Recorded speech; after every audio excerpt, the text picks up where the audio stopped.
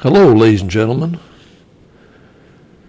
I was introduced to this problem I'm going to be working today by my friend and fellow YouTube math teacher, PK, and I present to you his channel, MathFlix, and my solution I'm going to have on my video, and his solution I'm going to link to in the description below so you can see what he did.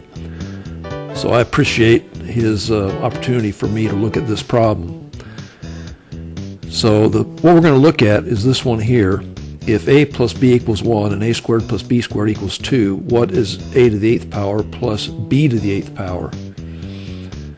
So what I looked at this as was a system of equations problem, and I looked at it, well, if I can substitute in and eliminate one of these variables and go ahead and solve this second equation. So I'm going to take this a plus b equals 1, and I'm going to solve for b. And so b is going to be equal to 1 minus a. And I'm going to take this 1 minus a and substitute it in for this b right here. And doing that, what we get is a squared plus, now substituting for b, 1 minus a quantity squared equals 2. And now squaring this binomial here, I'm going to just rewrite this a squared plus, and 1 squared is 1, and minus 2a, and then plus a squared, and that's going to be equal to 2. And now combining like terms on the left side, we have 2a squared minus 2a plus 1 is equal to 2. And now subtracting 1 from both sides of this equation, what we have is 2a squared minus 2a is equal to 1.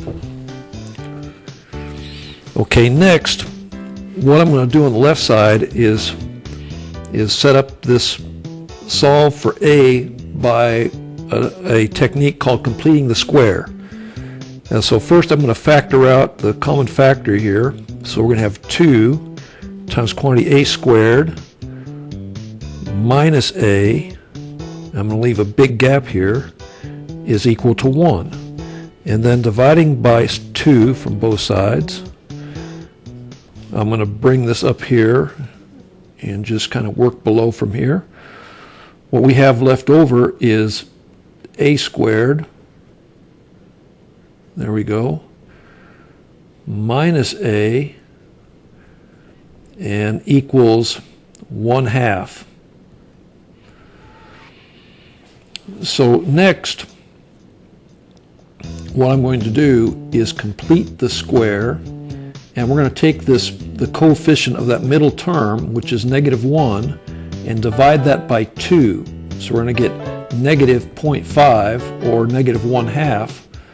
And if we take this -0.5 squared, we're going to get 1/4 or 0.25. And so what we're going to do is add 0.25 to both sides of this equation, or 1/4. I'm going to just put 1/4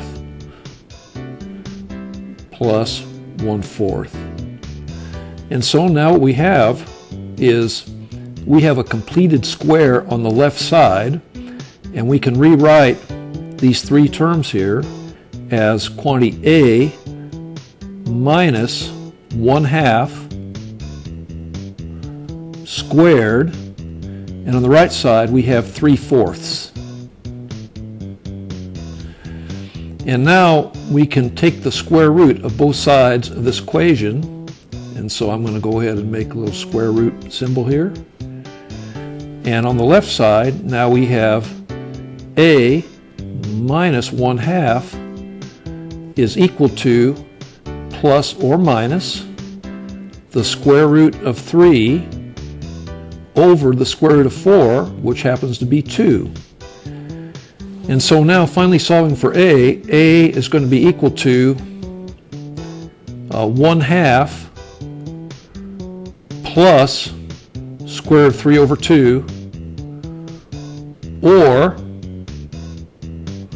1/2 minus square root of 3 over 2. So we can substitute back in for the b, because we know that a plus b equals 1, or b equals 1 minus a. So b is going to be equal to 1 minus, and we can take our choice here. What I'm going to do is I'm going to go ahead and take this second one right here. So we're going to have minus, I put in parentheses, 1/2 minus square root of 3 over 2. And so what we have is b is equal to 1 minus 1/2, which is going to be 1/2, and minus negative square root of 3 over 2 is going to be plus square root of 3 over 2. And so b and a are interchangeable depending on which way you go. Here I have this written as b equals 1/2 plus square root of 3 over 2, and a is going to be equal to 1/2 minus square root of 3 over 2. And so now we solve for a and for b, and the last thing I'm going to do is use these values solved for.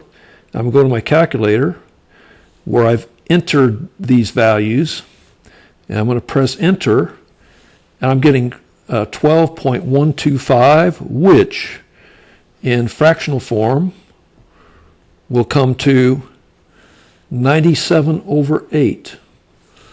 So answer is going to be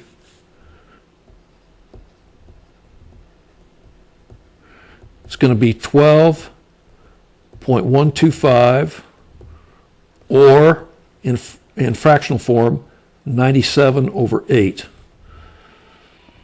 So PK, when I showed him my solution, said I had a more efficient way of solving it. I was just in awe of what he came up with. So I think this is a very good opportunity to see that you really have multiple ways of solving a lot of these problems, and that you can take pleasure in either way of solution, and just appreciate what other people are doing. I hope this has been helpful to you. Good luck, and thanks for viewing.